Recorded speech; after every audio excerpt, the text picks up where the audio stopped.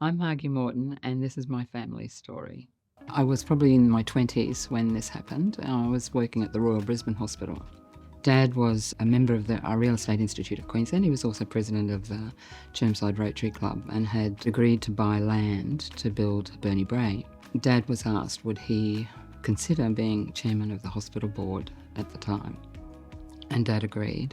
And Mum and Dad did everything together. They were really soulmates. So Mum just followed with Dad, and wherever Dad needed her, she was there helping him.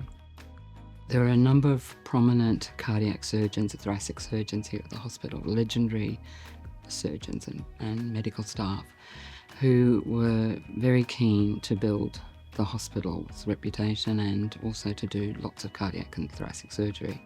There was an early visit with Christian Barnard, who did the first heart transplant in the world.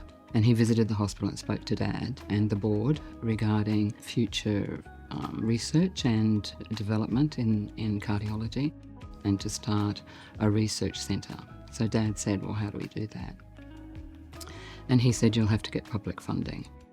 So the aim of starting a research foundation was to attract public funding and for research and development. And so I think Dad really and Mum made it a mission that he was going to do this before he finished his term as chairman of the board.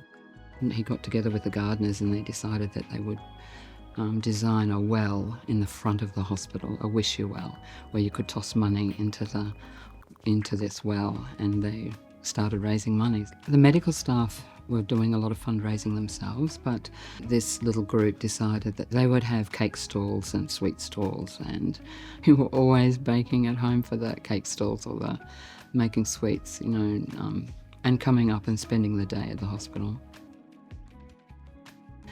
There was a lot of jacaranda trees around the site, around Prince Charles, but particularly they were predominant down around our aged care facility, which was like a nursing home facility, and it was named Jacaranda Village.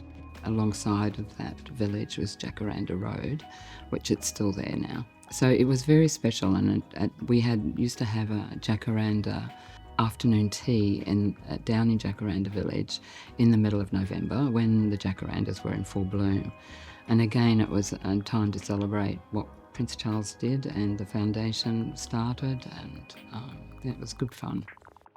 Reading some of the chairman reports that Dad wrote, they were all very pioneer type men, that really had ideas and wanted those ideas and those dreams to come true. So Dad wanted to make it happen for them, but he wanted to make it happen for the broader community as well. I think it inspires me. I mean, both my parents inspired all of us, be self-sufficient, but also to lead and to do things to make the world a better place. I think for this area of research that I do in dementia, there is no cure for this disease. It's insidious. While we haven't found a cure yet, I look at the journey that we've travelled, and it's because of research that we've come this far. When I read what Dad did, what the foundations, how that started, and how all those medical staff came together with the board to develop the research foundation, how that's enabled so much research to be done. Dad wrote in one of the chairman's report, actually, our future depends on this. The future that those men saw at that time, we're reaping those benefits now. And so what we're doing, people in the future will reap the benefits of the work that we're doing. Dad taught us as, children that you do your bit. Everybody can do a bit. But I think everybody has an opportunity to do something. So as a community, we come together and we can achieve a great lot when we all put our hands together.